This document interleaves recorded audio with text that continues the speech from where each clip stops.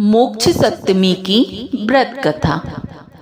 जम्बूद्वीप के कुरुजांगल देश में हस्तिनापुर नगर है। वहाँ के राजा विजयसेन की रानी विजयावती से मुकुट शेखरी और विधि शेखरी नाम की दो कन्याएं थीं।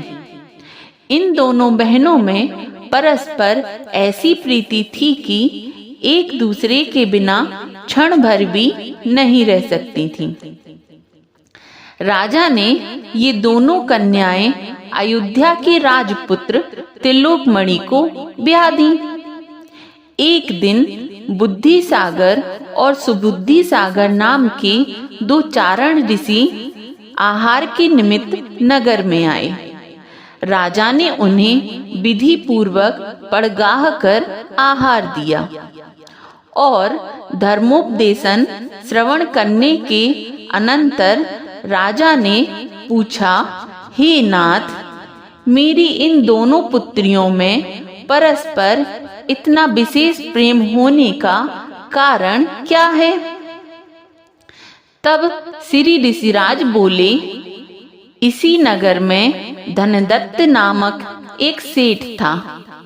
उनके जिनवती नाम की एक कन्या थी और वहीं एक माली की बनमती नाम की कन्या भी थी। इन दोनों कन्याओं ने मुनि के द्वारा धर्मोपदेश सुनकर मुकुट सप्तमी व्रत ग्रहण किया था। एक समय ये दोनों कन्याएं उद्यान में खेल रही थीं कि इन्हें सर्प ने काट लिया।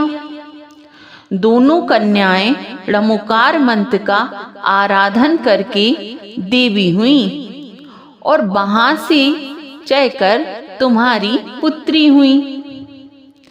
तभी से इनका यह स्नेह भवांतर से चला आ रहा है।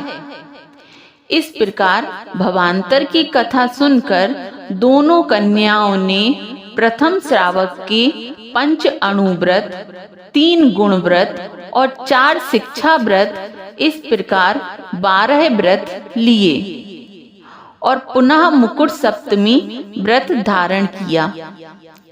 प्रतिवर्ष श्रावण सुदी सप्तमी को ओम ह्रीं श्री वृषभ तीर्थंकरेभ्यो नमः इस मंत्र का जाप करती तथा अष्टद्रव्य से श्री जिनालय में जाकर भाव सहित जिनेंद्र देव की पूजा करती थीं। इस प्रकार यह व्रत उन्होंने 7 वर्ष तक विधि पूर्वक किया। पश्चात विधि पूर्वक उद्यापन करके 7 उपकरण जिनालय में भेंट किए। इस प्रकार उन्होंने व्रत पूर्ण किया और अंत में समाधि मरण करके 16वें तीर्थंकर में स्त्रीलिंग छेद कर इंद्र और प्रतिंद्र हुई।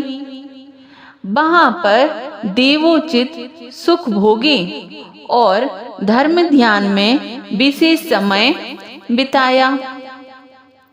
तत्पश्चात वहां से चयकर ये दोनों इंद्र प्रतिंद्र मनुष्य होकर कर्म काट कर मोक्ष प्राप्ति की।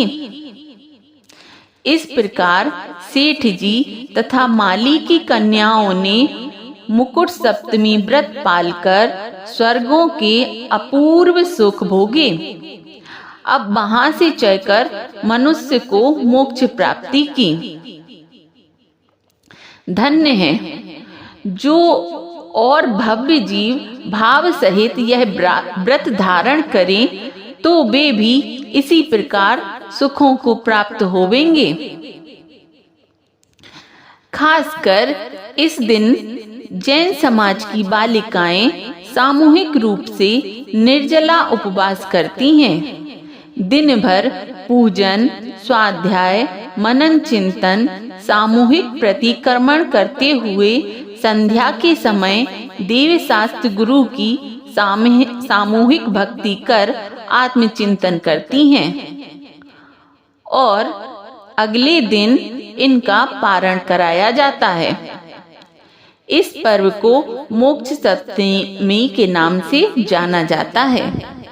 मोक्ष सप्तमी का व्रत रखने वाले यह जाप अवश्य करें। ओम ह्रीं श्री पार्श्वनाथाय नमः। ओम ह्रीं श्री मुनिसुब्रतनाथाय नमः। जय जिनेंद्र। अगर आपको यह वीडियो अच्छी लगे तो आगे शेयर करें।